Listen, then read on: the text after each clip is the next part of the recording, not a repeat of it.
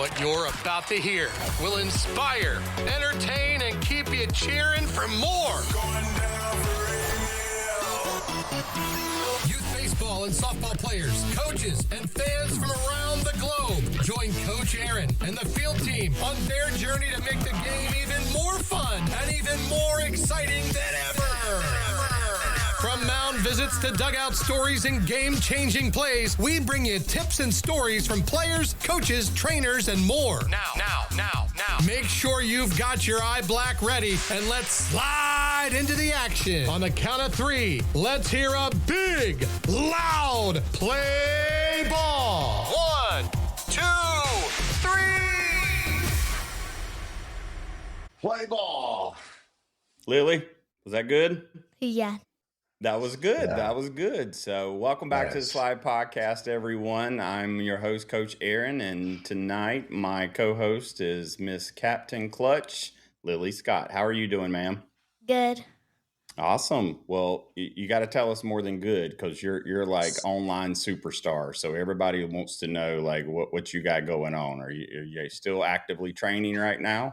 Yeah, I've been pitching with Crazy Paisleys lately. Oh yeah? Yeah. What you working on these days? More speed and more spin. More speed and spin. All right. Well, I think our guest today might be able to help give us some tips and pointers on that one. So, what else? How's the merch? You got any new shirts coming out or anything? Yeah. Yeah. Anything you want to sneak peek and surprise us with? Nope. That's all right. Hold it in. Hold it in. I'm going to make a new reel. I could say that, but I'm not going to tell you what I'm going to hit. There. Oh, okay. So we're going to have a new target. All right. Those are my favorite reels. So you got to work hard to top the blowing out the candle. I'm still going to talk about that one. That one wasn't really too hard. I just focused on my spin and looking high because I didn't want to hit the candle because we had like no more. So I was just focusing high because I was like, I have no more candles. So I was just focusing high. I was like. Now, is that because you had already broken some candles, or that was like, so that was like your first attempt? We were going to make a reel, and my coach was there, and we didn't have time to, like, go get more, so we just had one candle, and I was like, so that one took 3 tries. Well, I still, that one's still my favorite, so, for right now, yeah, I mean, that's the one that, favorite. Which one? The bat one, where I hit 4 bats in a row. You know what? I don't know if I've seen that one. You haven't seen that one? I'm gonna have to go back and look. You put out so many good things. Listen, I've been so swamped with banana ball lately. We're getting very close to our youth banana ball tournament, and you know what? Next year you need to come play, because we've got some softball girls playing this year, and I have a feeling they're gonna pitch in a softball motion, with a baseball size ball, of course. But yeah, we're getting close. We've got 64 teams coming to Savannah, right at 800 players, and we're all going to be playing banana ball. And we're going to have so much fun. Get this though, Lily. So the stadium that the Bananas play in obviously is in Savannah. All of the championship games, so the final 2 teams in each age bracket, they're going to play their championship games at Grayson Stadium, like on the big field. So to me, that's pretty freaking cool. What do you think? I think that's pretty cool too. Good. Well, I'm glad you agreed with me. There we go. So awesome. Well, nothing new else from me. Rachel Garcia wished she could join us today, but she is hanging out with Team USA. And so they got her out on the field right now working. So she wasn't able to join us tonight, but anyway, all right, well, let's get to our guest. So joining us from a random airport on the East Coast, from Powerhouse Mechanics, Jason Luli. Nope. Luli. There we go. I'm sorry. My tongue. Yeah, my tongue don't want to work right with that. But yeah, no, it's anyway, good. Jason, man, welcome to the show. How are you? I'm doing good. Thanks for inviting me on, actually. Yeah. So pretty excited. Well, obviously you have a huge following, and you do some amazing things with youth athletes and pitchers. And so we just started really this season. Well, last season we introduced softball to the show. And so me personally, I need, like, Lily is teaching me so much about the game of softball because my roots are in the baseball game. And so Lily and all of our softball field reporters, they're giving me the rundown of how difficult softball is. And so I'm learning, man, and I'm going to learn from you today. So start everybody off, man. Tell us a little bit about yourself and, anything you would like to share with us. And then at the end of it, we would like to know what your favorite cereal is. All right. Well, let me say this. But the lack of experience you have in softball is the same experience I had in podcasting. So, if I talk in circles, it's okay. Let me know. So, yep. So my name's, I just go by Jason, Coach Jason, whatever people want to call me. So basically, I am the head coach of Powerhouse Mechanics, which we are a nationwide training program, specifically for pitchers right now, softball pitchers right now. So, we have several programs throughout the country. And so, we're a little bit different and than a lot of the other certification kind of programs. Our program actually has a lot of hands-on with all the athletes within our program. So, we may have kids like in Texas or New York or Minnesota, but they primarily work with that local coach. But then either myself or one of our other national head coaches come in once a month, and we work with all of the athletes at a local level. Sometimes it's small groups. Sometimes it's 2-on-1. Sometimes it's 1-on-1. We'll go in once a month, and we're recalibrating, reprogramming all of our athletes. Working with them in small groups, just trying to stay involved with them as much as possible. So awesome. We really believe that like the more people involved in the process you just kind of get a better product, a better athlete out of it. We just kind of feel that the issue with the traditional one-on-one and the one-on-one coach only is that they only learn how to take information in one way.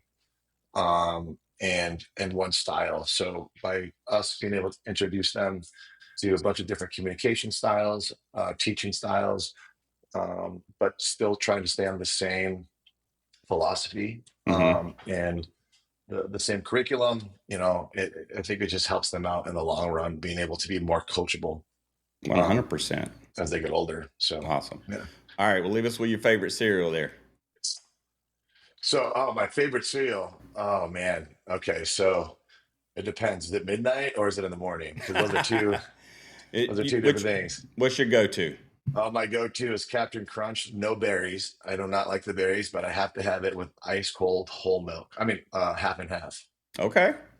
So not bad.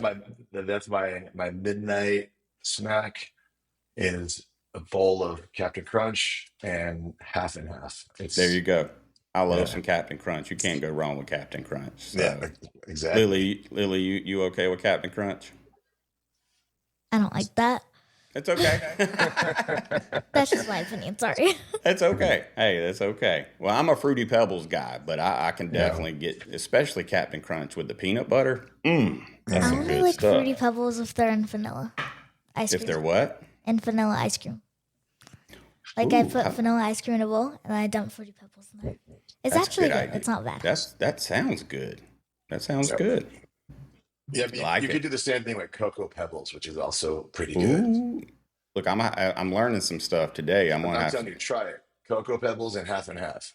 It's got to be midnight though, because it's got to be one of those things where it's like it's so heavy it just puts you to sleep. There you go, dude.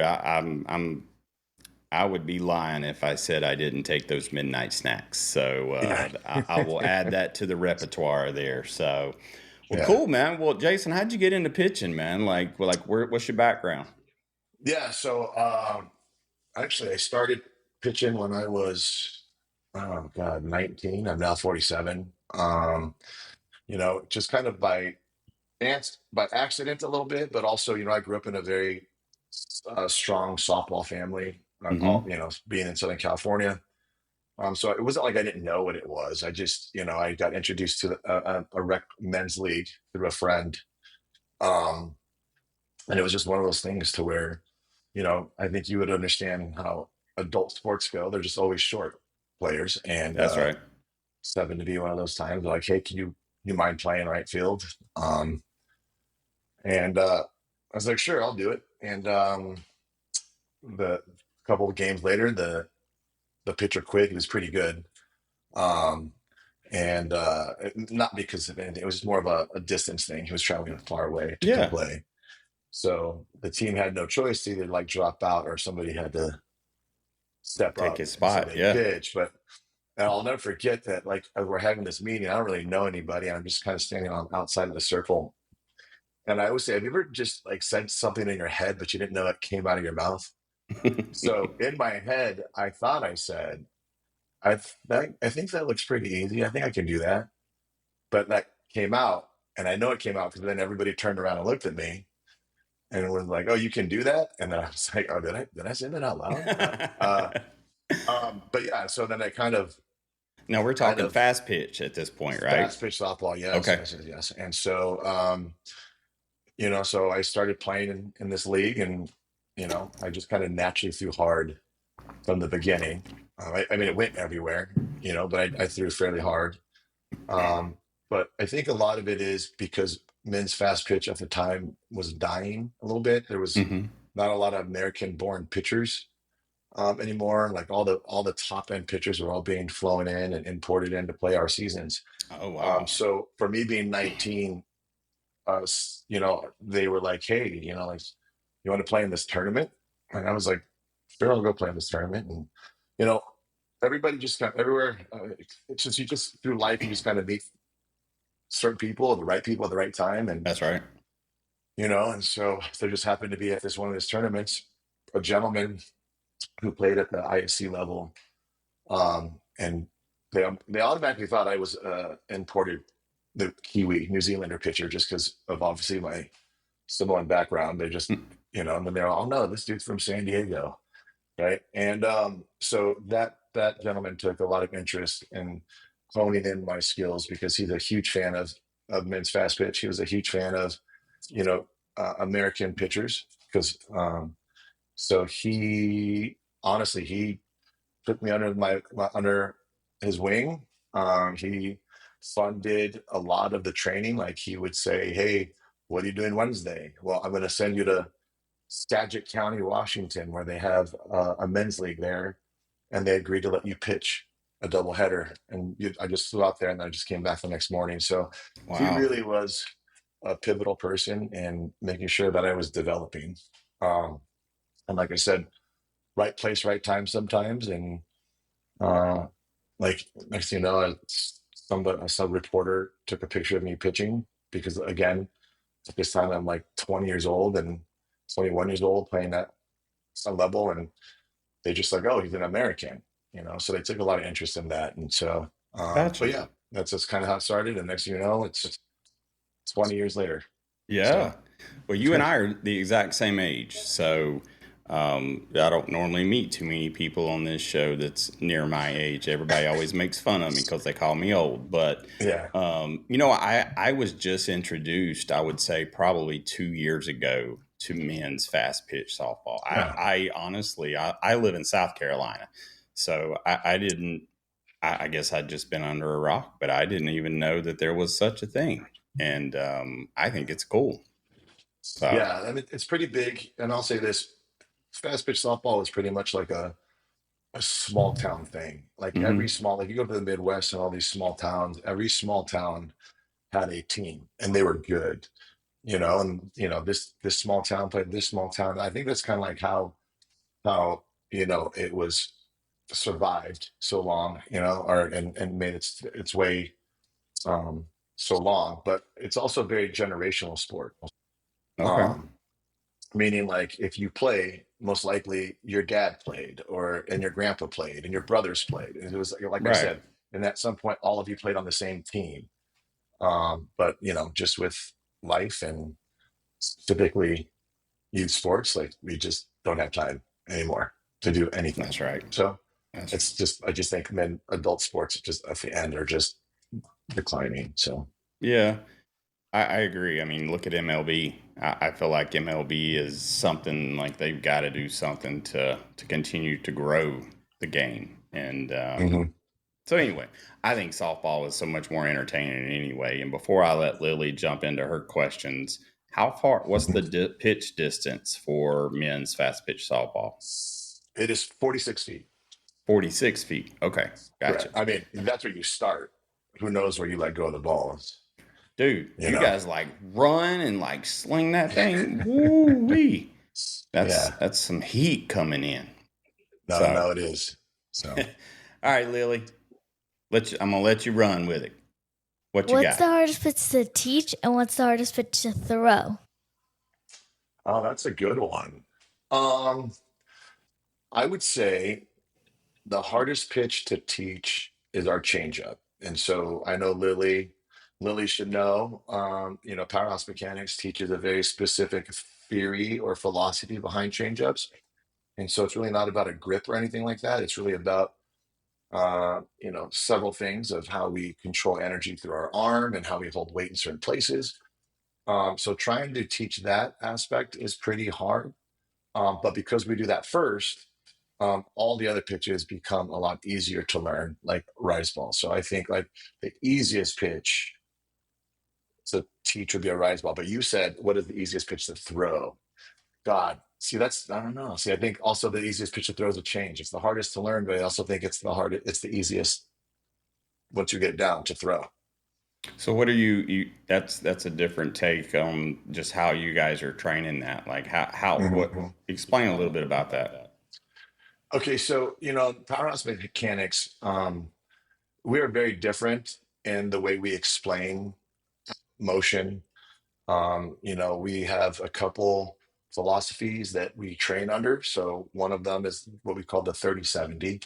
And how we explain that is like 30% of what we're doing is intentional, the things that we do on purpose. And then the other 70% is going to be reactionary. They're going to be um, created for us. So all we have to really do is help them out once they get created. Okay. Um, so that's kind of one of them. And then the other part is just we just have a strong understanding of weight.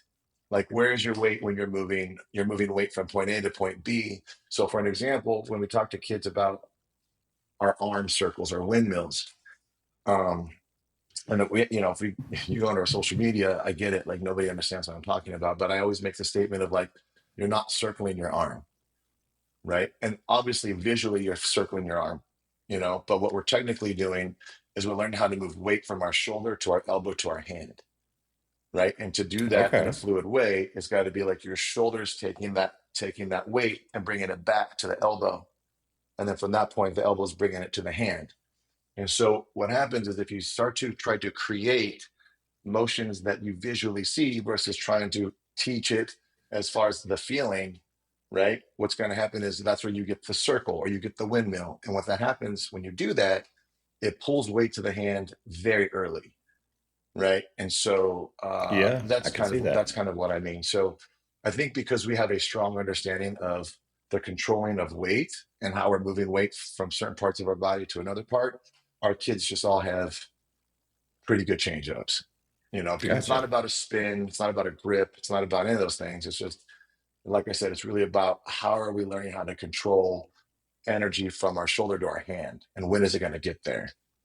I like that. Is that Yeah. new for you, Lily? Just that explanation? Yeah. Yeah. Yeah. Is So it? generally we just we just tell the coaches that that'd be a little too much that's a little too much for the kids to Yeah. try to take in, but as they get older, they learn they learn it in a very generic way. But as they get older, we get very specific about even like what parts of when you're coming down, you're not bringing weight through your whole hand. You're actually driving weight through the pinky and ring finger as you come down into this portion, right? So we Okay. get very specific about where we're moving that energy to, because you have that energy has to be in specific parts of your body in order for your body to move it.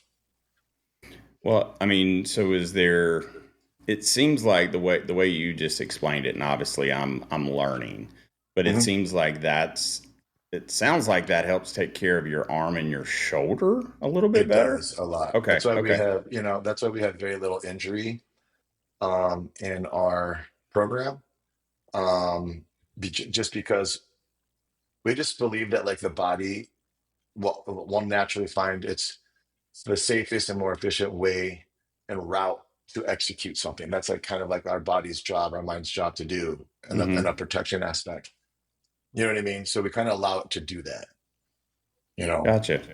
So I mean, it definitely makes sense in how you're explaining it because just in a windmill, I could see where the pressure, the power comes to the hand mhm. versus focus and mind where the energy and motion Right. is coming. So, So I kind of give the example a lot of like if I was pedaling a bicycle, right?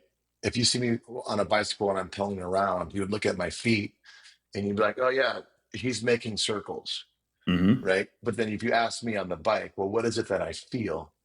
And I would say, well, I just feel lines. So yep, with up and that being down said, am I going to teach an athlete to make a circle or should I teach that athlete to make the lines? You know what I mean? So makes that's kind of sense. like where we're going with that there. Gotcha. Okay. Now, as do you guys at Powerhouse Mechanics, are you focused on certain age ranges or? Yeah, actually, funny enough, like I said, being at the right place at the right time, I've been introduced to a lot of really, really special, talented athletes. Um, who it's funny enough, sometimes I don't even realize how many followers we have. I don't do our social media, to be honest, like so I don't really pay attention to it. So I don't realize sometimes how many people follow us or how many people know that we're doing or Hmm. how many people know what we're doing. So, I met a lot of, like I said, very special athletes who have watched and followed us and now they reach out, they'll send me videos and be like, hey, what do you think of this? Or hey, Right. do you think I'm being efficient here, being efficient there? Um, but yeah, so all the way, I would now can say Olympic pitchers all the way down to Lily's age, Awesome. you know? That's So very yeah. cool. I Mhm. mean, because I feel like, definitely having the youth involved that teaches, athletes the right way of doing things throughout their career. So, I mean, and obviously the youth sports environment is so like competitive these days. Like I can definitely understand it. Oh, yeah, it's So, very, very competitive. And yeah. first, I want to say this for your listeners, Yeah. as competitive as it is for the athletes, it is probably more competitive for the parents. Oh, So, yes. and Uh, I don't think that's necessarily bad. I just think I know of the parent that sometimes it's hard to like detach myself from my kid, but mm-hmm. especially when you're a competitive person who's played sports, it's hard to like just sit quiet. So parents, I feel you. I get it. Don't be embarrassed. Yeah. Yeah, yeah. I mean, I can tell you, I have a 10-year-old son myself, and sometimes it's hard. It's hard. So, Mhm. Lily, are your parents the kind that sit quietly, or are they loud and cheering? Um, well, I they know you just should, so don't lie. they cheer me on, except my mom is mostly just getting me snacks when I'm done with my at bat, Yeah. and my dad is just cheering me on in the dugout. There you go. Yeah. There you go. Yes. Well, it doesn't sound like they're doing any of the crazy stuff that I've seen out there. So Yeah. there's some level of craziness that I have seen. So, Lily, what else you got, ma'am? What made you want to start Powerhouse Mechanics? Oh man. It's funny. It's like I didn't think about starting Powerhouse Mechanics. I didn't have a plan to start Powerhouse Mechanics.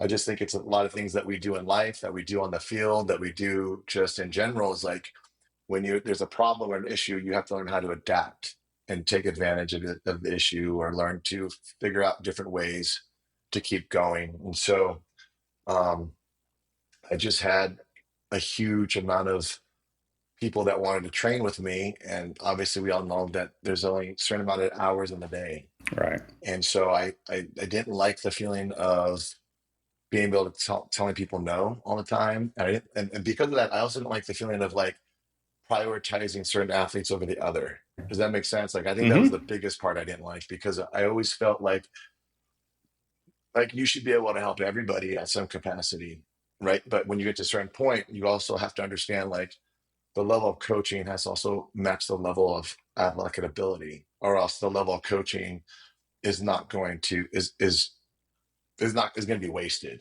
That makes Yeah. sense. Yep.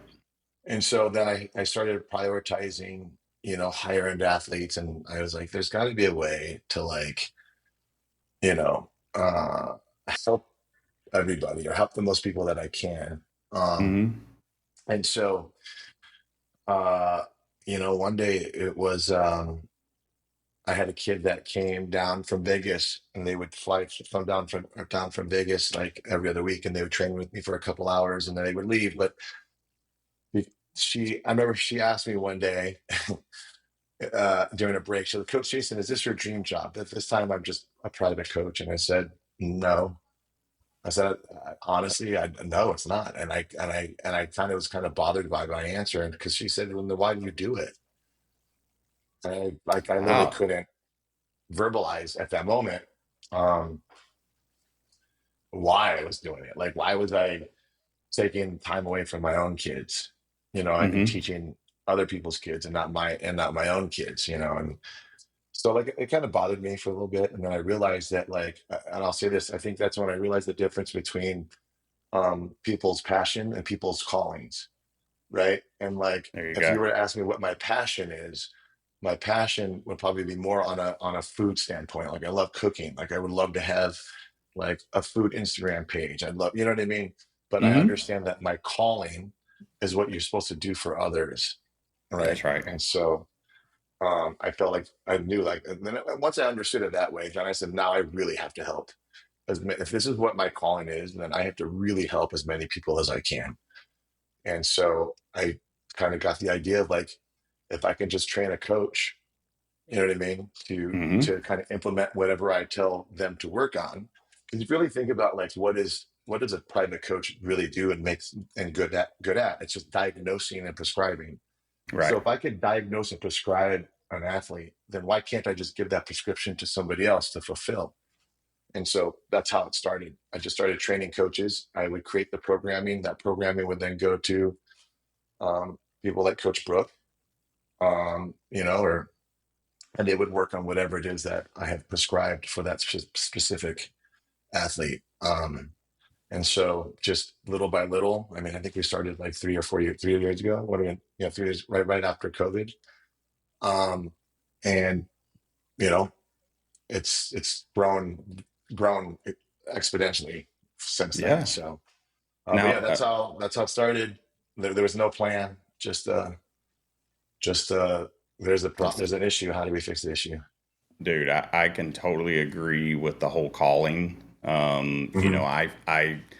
I worked retail for 26 years and just wasn't happy. And Right. my passion is music. Like if I could own my own music studio and learn all of that stuff, that's my passion. But Mhm. my calling is kids and Right. really helping kids, understand they Hmm. have a voice and their opinions matter. And so I totally get that, man. Yeah. One question. So you're in the airport. Where are you flying to? Actually, I'm flying to Italy, Milan, right now. Wow. Because a lot of people don't know this, but I was selected as the American Samoan national team's pitching coach, and so we're off to Italy to do the World Cup. Wow. Now, for our listeners out there, obviously, most of the time when we hear World Cup, we Mhm. associate that with soccer. Um, Yes. this isn't soccer you're going to coach, No, right? no, no, no, no. Could you imagine? Yeah, could you imagine? Like, I'm doing soccer now, so no, it is Yeah. no. It's for softball. It's the ISF World Cup. Is it the ISF or the WBC, the World Baseball Softball WBSC Okay. World Cup? Very Yeah, cool. And so you got the 15U team, is that correct? correct. Awesome. Dude, Hmm. have you ever been to Italy before? I have not been to Italy, and so I'm really excited to Food. try the food. And honestly, what I'm really excited about is the level of play that I'm going to see amongst that age group. I mean, don't get me Mm-hmm. wrong, we see phenomenal athletes, but I'm just so excited to see what other countries, are looking like. Our first game's against Japan actually on Thursday. Oh, So, um, now this is the girls' division. correct. Okay, okay. Wow, that'd be interesting because Japan, from a baseball perspective, like they're engineers. Well, So softball as well. really, Oh God, yeah. I mean, I think culturally they're just perfectionists, yeah, and so if you're I think their idea is like if you're doing it, do it to the best, and they live right. by that. So, yeah. What a So I'm excited to concept, see that. right? Yeah, right. Yeah, yeah. If you're gonna do it, then do it. Don't Yeah, don't don't just halfway do right, it. I right, had to catch myself right there. There's right. another term I So the would kids, normally this is a use. kids So show, that is a kid's show. So just don't right? halfway do it. Go all in on Right, it. So correct. Yeah. Lily, ma'am. What's your biggest advice for a 9-year-old? My biggest advice for a 9-year-old is don't argue with your parents when it comes to pitching. And I'm being honest because I'll tell you right now, as little as we think that their parents don't know what they're talking about, I'm almost guaranteeing you that they listen to me and the other coaches more than the pitchers are. And so this happens all the time when I get phone calls or texts. They're like, Coach Jason, what did you say about this? Right. And I'm like, I said this. And then the parent's like, that's exactly what I told her. She does not want to believe me. Do you know what I mean? So I'll say this: listen to your parents.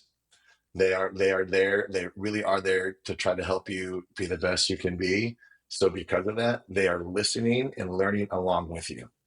And I will say this, and this is why I say listen to them, is because as adults, I think understand adults a little bit better, and as parents and a child will understand a lot better each other as well. So I always try to, when I talk and I coach, I'm always including the parents, always. Like when I talk to an athlete, I'm also talking to the parent, right? I don't believe in like parents drop your kid off and go sit off to the side. Like you need to be Be as involved. involved as possible, That's right. And I'll say this. I will say this: when I look at kids and I try to evaluate like what levels can a kid play to, the first thing I look at is not even talent. The first thing I look at is parent involvement, right? Did the parent bring a bucket? Did the parent catch? Is the parent asking questions? Is it, you know what I mean? Because it's the Yeah, parents that kind of like drive that direction. So listen to them because they're really, really trying to help you out. And I'll tell you right now, the better you guys work together, the faster you're gonna progress. I like So that. That's good advice because I don't think I can. Lily didn't like that advice, did she? I'm fine with it. I just don't like listening to my sister because I feel like she's always Okay, wrong. okay. Well, sisters are You different. said parents, Yeah, not my sister, so parents. I'll Yeah, be fine. yeah. Mm-hmm. Like Yep. I know when my son works with a quarterback coach. And so I'm a coach myself. And so I'm constantly trying to, up my game as a coach. And so I'm always listening to coaches, whether it's things I agree with, disagree with, whatever, I'm still allowing it to be input. And we'll get back home and I deal with the same thing. Dude, you're supposed to be doing this. Make sure you set your feet this way, doing this, the launch angle, all those just fun things. And he's like, no, that's not what he said. And I'm like, dude, come on now. I paid attention. Right. I don't know if you did. That's the point. Well, and It I think there's is. a difference between, and this is why I said like why you should listen to your parents, because adults understand adults. And I think a lot of the time is that as you become an adult, you don't listen so much to like what somebody's saying. You're trying to understand meaning, right? Like, and I think when you're kids and you're younger, you're listening word for word. And so when you do that, it sometimes gets a little bit confusing, if Mm-hmm. that makes sense. So yeah, 100%. that's why I say that's why it's different when a kid says that's not what he said, and it's like, well, that's kind of what you heard. You know what I mean? That's right. And those are two Yeah. different things. Yeah. And context too, as an adult's talking, sometimes context gets lost in a word, Right. and us being able to decipher that for those athletes, I think is important. So, Hmm. Lily, Yeah. your sister gives you a hard time? She's a pitch. Is she pitching? No, she plays though, right? She's at Redlands College. Yeah. And she plays first base. She knows nothing about pitching. Oh, so Yeah. she's trying to correct you, and you're like, look, you Yeah. stay at Because she comes first. out there when I'm pitching and she's like, that's not right. And I'm like, you don't even know anything. So like, Yeah. No shame, no shame. she doesn't know anything. Because she's only a pitcher. No, blah, blah, blah. She's only first base and a hitter. She doesn't know anything about pitching. So I'm like, you don't go to any of my lessons, so you don't know. Lily, you seem like one of those kids. I bet you pay attention to every word that you're hearing. I You go do to you- Coach Brooke. Like, Yeah. Do you ask a lot of questions as the coach is coaching you? No? I don't Okay. like to ask questions. Oh, listen, I'm gonna tell you, in life, you gotta ask questions. Like, if there's one little thing that I could tell, our listeners and everyone out there, is ask questions. Because, people say there's no such thing as a stupid question. Now, sometimes if you ask me a question about something that I just talked about, I would consider that a stupid question. But if you're asking me to explain more, Lily, ask away. So, and I'm sure your coach would agree with me there. So, now, all right. So one thing that I've noticed, Jason, and that you guys definitely work on at Powerhouse Mechanics is the pitcher's delivery, and more so in, I don't know what you would necessarily call it, the leap. Yeah. So we, Now I'm yeah, learning here, so yeah. So here's, I'll say this. Okay. So, um, I, I always tell everybody the form of pitching, the way we pitch doesn't change because we've discovered better or new ways of changing. Most of the time, that's not the case, right? right. The majority of the reasons of why pitching motions change throughout the years and the decades and the ages of playing is because the rules change. And so I tell all of our athletes, I tell all of our coaches, is that it is our jobs to figure out how to be the most powerful and efficient according to the rules that are given to us, Mm-hmm. right? Now, we just follow the rule however it is explained, right? And so if the rule says you can now intentionally leave the ground, but you cannot push again, creating more distance, then that's what we're going to do, right? And so it did create a huge, what's the word am I looking for? I'll just say this: a huge firestorm of difference of opinions. And I think that, I'll be honest, I think that's one reason why like we grew so fast on social media was because there would be literally 2,000 comments on one post, mainly because you had a bunch of people arguing with each other Mm-hmm. about what was legal, what wasn't legal. And, so at the end of the day, it worked out. Everyone told me that I was taking a risk by teaching this so early. And I was like, well, I'm just going by what the rule is. Mm-hmm. That's what the rule says now. So that's what we're going to do. And everyone said it's going to change. They're going to call it illegal. And it hasn't, because we just follow a rule. The rule hasn't changed. The rule's not going to change. I think maybe that was an unintended result that they didn't think about was going to happen. But, if you make a rule, we follow the rule. Yeah. Well, just for everyone, I got a clip. I'm going to show this clip. Mhm. And Lily, this is your friend Miss Campbell, and this will Taylor help. Campbell. Yeah, this will help everybody understand maybe what we're referring to.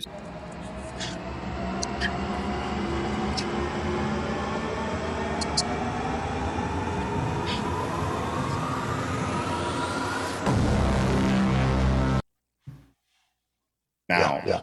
that's what we're referring to, right? Mm-hmm. Yeah. And now granted, again, newbie to softball, don't claim anything right, wrong, or indifferent. that looks like you're going to get more speed and more power. Oh, definitely. There's a ton more power in it. And it's not even just the amount of power that you're using.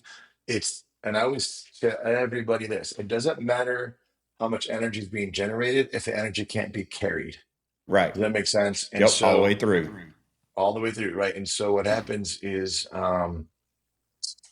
because of leaping, we one thing on the backtrack a little bit. One thing that we teach a lot in Powerhouse Mechanics is what a phase of pitching that we call the storing phase, right? And so when we say that, is like we have the understanding that if you're not using energy, you're storing energy, Mm-hmm. right? And so because of that, we've kind of reframed the thought process of what we're trying to do off the mound. And when we say that, a very old way of, or a very the older way of thinking Traditional. about pitching was traditional way of thinking was explode off the mound, explode off the mound. And now we don't teach them to explode off the mound. I mean, we teach them to drive, but it's more about the drive and the carry that we focus on. So Right. that way you hold energy longer. And so that way we hold that energy till we get to the ground, and then we explode that energy through our release. Because I try to tell everybody you can only explode one time. There's no like multiple explosions to this motion. Right. So like the later that we can delay that explosion, the better, right? So I try to equate it to hitting, because everybody agrees in hitting that it's like you don't explode to the ball, you explode through the ball. Through the ball. So why do we not have that same concept and say, well, don't explode to your release, explode through your release? So if you go back to that clip, you can see how when Taylor is pitching and she's mid-air, her body's storing because it's not working. Because it's not working. And then she releases all that energy when she gets down to the ground. So I mean, that's just one of the aspects of why people will throw harder. I know people think like they won't, but that's one reason why they will throw harder. It also puts your body in a very beneficial position. So if you watch when Taylor landed in that video, I would say 90% of her weight was still holding in the backside of her body, versus traditionally when you're a dragger, when you land, you're almost at like 50-50. Like you have half of your weight going forward and the other half of the weight is in the back. So going back to that aspect that we're talking about, how weight and energy live together, right? Like if you can hold all your energy in one point and move it all together, you're going to have a stronger response than split energy and only half of it trying to move. Yeah. I'm no physics major, but that makes sense. Now what's the downside? I mean, what's the other side's downside for it? The argument. Well, here's the thing. Everyone's gonna say there's gonna cause knee damage. It's gonna do this. But the thing is, it's like what's happening. It's actually safer, and it's actually safer on the knees, because what's happening is you're breaking up the impact to the ground into 2 points versus the impact being on one leg. So when you drag, you're taking all that force from one leg and it's being caught into another. Versus this way, you're driving and in the air, you're kind of landing once, which is absorbing some of that impact, and then you're landing again, which is absorbing the rest. So it's actually healthier on the knees. So I would say that what would be the biggest downside to that? As far as like performance, I will say this, and I'll go back to this. For me, I didn't just put this out there. I didn't leap. I mean, I did leap in the beginning, but I think you have to be a specific kind of pitcher for certain things to benefit you. So I was a changeup pitcher. And so leaping didn't benefit my changeup.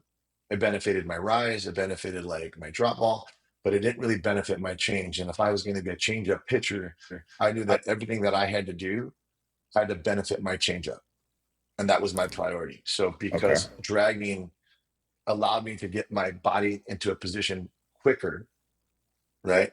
And it made my changeup much better. That's just kind of what I stuck with. So I think I think it's a lot of energy coming at once. And so it's very hard to try to control that, meaning like try to keep it away from the ball. So I think it's hard to throw changeups with leaps, but I think that would be the only one. Okay. I like it. Lily, what else you got? What do you think is the dumbest rule that they made in 2025 for pitchers? For pitchers, I don't think I'm for every rule that they've changed for pitchers. I will say I think the dumbest rule is this is not for the pitchers. I think it's just for the game period is the pitch clock. Mm.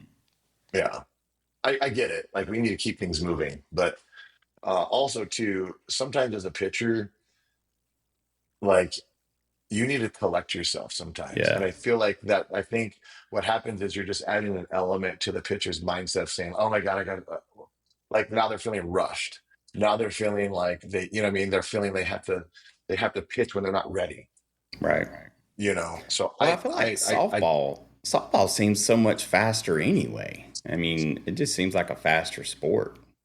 yeah, I'll say this. I think there's times to where, specifically for me, where if there was an at bat to where the guy was like foul ball, foul ball, foul ball, and everything I was throwing was a foul ball. Like those would be moments that I would want to take an extra 5 seconds to just kind of collect what I was doing, reframe my mindset, maybe kind of like feel something specific in my body where I kind of like let my shoulders loose, like Mm-hmm. lighten up my shoulders, like those kind of things that I don't want to take those extra seconds for. But I feel like now it would be like you just got to go. You got to go you Gotcha. know. So I Lily, don't like that, but it's you must have a rule in your head that you don't like, Lily. What you tell us what you think the dumbest rule is. I don't. Well, when I had my old league, I hated all their rules because there was a rule where you had to wear a mask and you couldn't do a lot of things. You couldn't wear a mask. You had to wear a mask, and I hate masks. It's so itchy. Everyone's like, you have to be protected though, and I hate masks. I hate that to Really? death. So I hate that rule. But now that I'm in travel ball, I don't have to wear a mask. So I'm really happy because I'm on Bat Busters now. There you go. oh man, nice. Yeah. Yeah, Well, I get it though. I mean, I don't know. What I mean, does like half your team wear a mask, or is it just? I mean, does a lot of people wear a mask? Is my question. Not on travel, but on like the on Ukaipa, all of them wear masks, and all of them are like, "Where's your mask? Why don't you wear a mask?" I'm like, I hate it so bad. Yeah. It's just Okay. like, as a pitcher, you need to feel free. You don't want all that extra weight on you. That's a good That's a point. good point, actually. Yeah, I hate all the extra weight places. So Yeah. I did, Jason. I played my first slow pitch softball tournament. mhm. And yeah, there's a lot of stupid rules in that. The fact that I walk up to bat with already a strike against me, like, I don't know if that's like a nationwide thing or something, but dude, my very first, and I've told this story so everybody can laugh at me again, but so my very first at bat in slow pitch softball, I'm walking up to the plate, right? And, I mean, I've played recreational softball. I swing at the first two pitches because I'm trying to hit it like a baseball. And then I get back in the box and the ump's like, you're out. And I'm like, hold on, dude. I only got two swings or two strikes. And he was like, yeah, but you walk up here with a 1-1 count. And I'm like, all right, now that's messed up right there. So I don't like that rule because it made me look silly. So anyway, now you guys do a lot of clinics. You got multiple locations, like you said earlier, around the country. How many locations do you have? Oh God, right now we're at 32. Holy Um, cow! so there's two more that we're in the process of sending the coach there and implementing the program. Hmm. Um, but yeah, we're at 32 right now. Now, are all of those under the Powerhouse Mechanics name, like almost like a franchise? Yeah, well, we don't franchise. I mean, it's not a franchise. I mean, they're all just Oh, independent yeah. coaches that we just kind of work together, but they do represent our brand, if that makes Hmm. sense. Yep. So you can actually go on to Instagram and just put in Powerhouse Mechanics underscore, and you'll see all of each program has their own, we call our crew code, which is like a 3-digit number or 3-digit letter that they go by. Hmm. Um, you can also go on to Instagram and type in PHM underscore, and all Powers Mechanics coaches will populate. Um, so yeah, we try to make it really easy to be, visible. Hmm. So like I said, all of our coaches have a PHM underscore account, and all of our programs have a Powerhouse Mechanics underscore account. Gotcha. You got any on the East Coast? We do. So we got one in Albany, one in Syracuse, one in Newark or Secaucus, actually, to be specific. Mm-hmm. We're going to be adding one here sometime in the next few months in what's it called? Binghamton, Binghamton. Yep. which is up like central New York. So Gotcha. yeah, I mean, like we're open to go wherever, and we really try to focus on areas that just need the coaching. You know what I mean? Like, there's not a lot of opportunity. There's a lot of kids that need training. There's just not a lot of coaches. So Yeah. that's why you'll see us in areas like Utica, New York, and Albany, and places like that. Gotcha. So I think I like that. I mean, I know, like, I don't think you might need to get something here in the Carolinas because, like, I'd love to. it's freaking crazy. It's like, I feel like the biggest challenge to youth sports in general is coaching. First of all, having coaches that want to do it, and then coaches who have some knowledge of foundational skills. I mean, you see too many coaches today, and I'm speaking from just my experience, that are more focused on the $3 rings at the end of the event versus teaching the kids the right way to develop. And so I think it's cool. I like what you guys are doing there. So I appreciate that. Yeah. Lily, got any more questions? How do you feel about everyone UCLA leaving? What do you think about that? Oh, well, I'm going to keep that opinion to myself. Here's the thing. I am very, I got a good relationship with the staff there at UCLA. But here's the thing that I would say, right? This is a once in a lifetime opportunity for the athletes. And once this opportunity is done, it's done. And I believe whatever each athlete feels they need to do to be fulfilled by the time they put that glove down for the last time, then go do that. If it's about softball, make it about softball. It was like you're just using softball as a way, as a vehicle, to get what you want to get done, then do that. But I just feel like you put so much time and effort and sacrifice into this, that what do you want to feel like, and what do you feel like you would want to have accomplished when you finally put the glove down, like that very last time, And so if it means you need to transfer and go in the portal, do it. If you want to go chase the money, do it. This is your life. This is your opportunity. You worked hard to create opportunity for yourself, and take advantage of the opportunity. So I think that's a good point there, Lily. Because a lot of softball players, I mean, really are looking at life after softball a lot earlier than the baseball guys are. Now, granted, we have the new AUSL, so hopefully, it continues to grow and these girls find more avenues to continue to play the sport.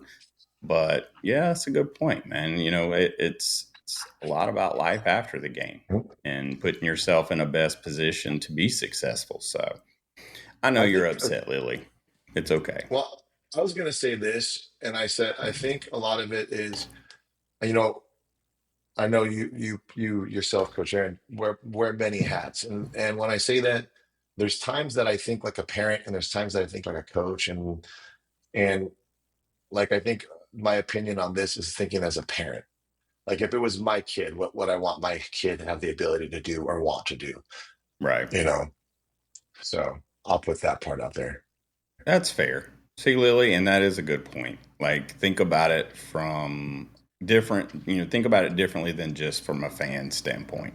Because I know I get sucked into it too, Lily, and with college football, because the transfer portal has changed. Well, it's changed all college sports, but I do get upset, sometimes, but I don't ever look at it from that point of view. So, and then that can humanize things a little bit more for you.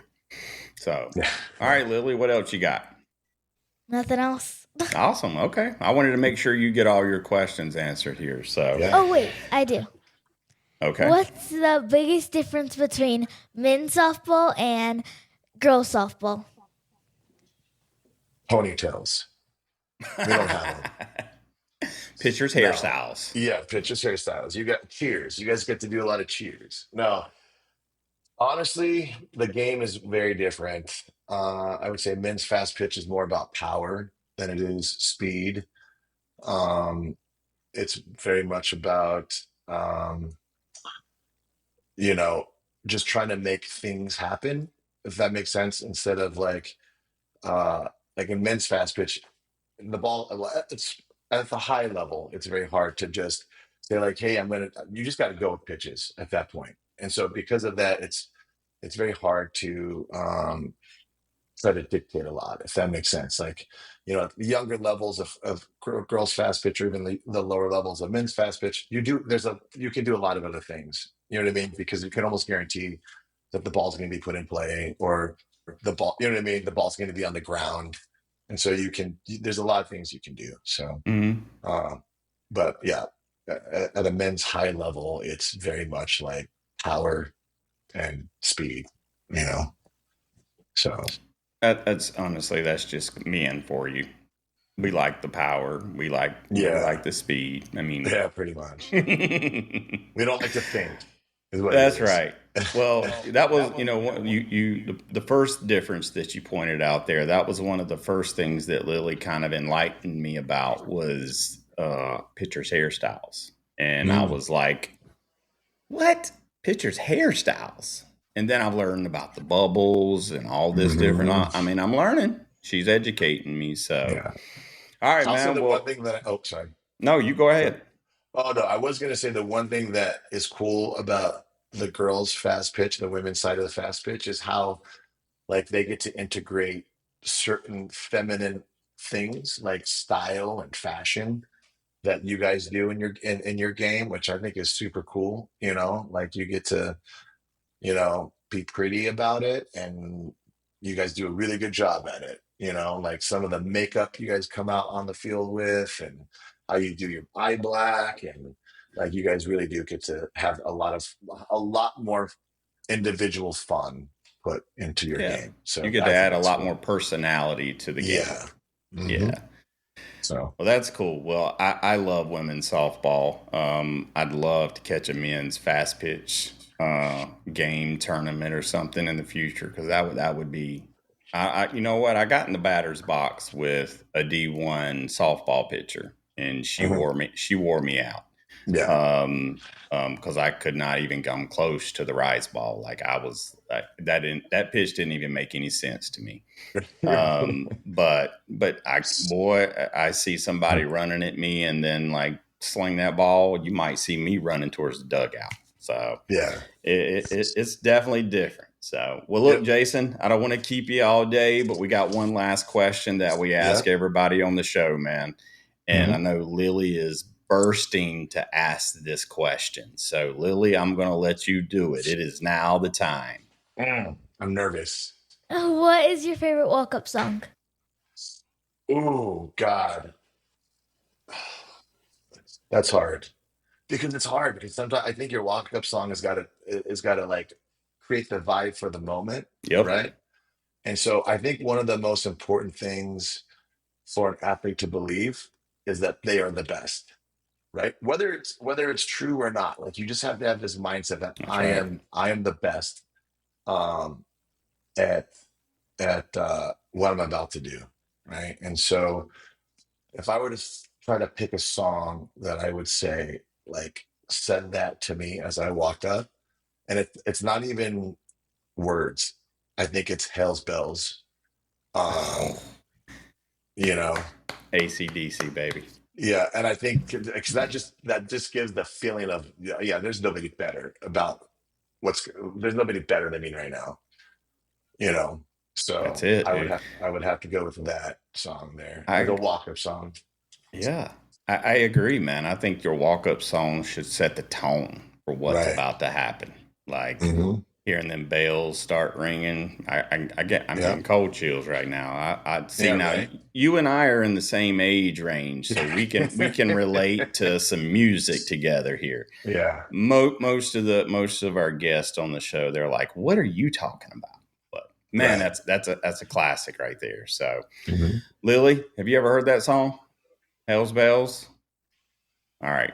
I hope your dad has, and if he hasn't, he needs to call me. He needs to get schooled really quickly. But you need to go turn that on the next time you go work you're in your garage working.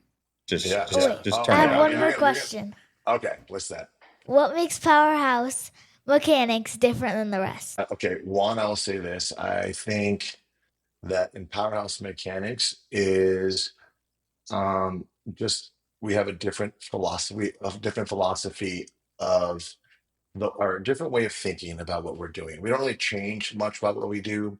I think we're changing the way we think about it.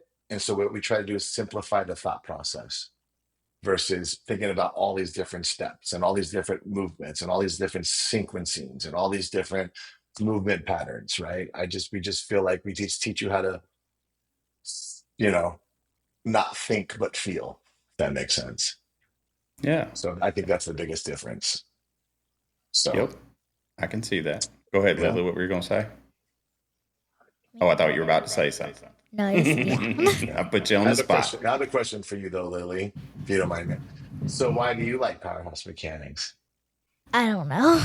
Right. All the drills, Mm-hmm. all of the motions, and Yeah. how it helps you. For everyone else that like coaches out there, they're all like good, except at Powerhouse Mechanics, they just coach you the best because they're just like they go through every step. They don't go through like every step all fast. They like repeat it and repeat it.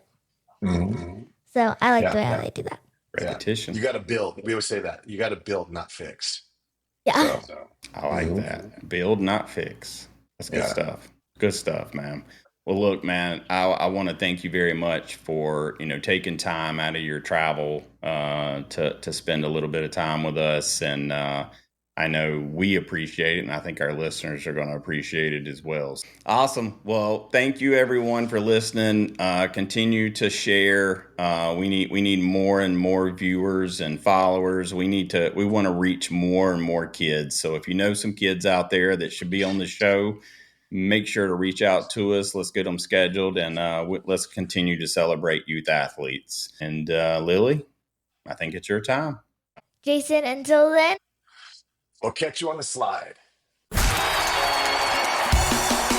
Thanks for joining the action and sharing our love for the game. Now go practice your swing, or at least look like a pro in the mirror. Subscribe and follow the Slide Podcast and the Field Team on YouTube, Apple Podcasts, Spotify, and all your favorite social media platforms like Instagram, TikTok, and Facebook. Don't forget to leave a 5-star review, a thumbs up, and recommend us to every person you meet. Got a question? Drop it in your review. We might just answer it on the podcast. Keep grinding, dreaming big, and remember, there's nothing you can't accomplish. Till next time, we'll catch ya on the slide.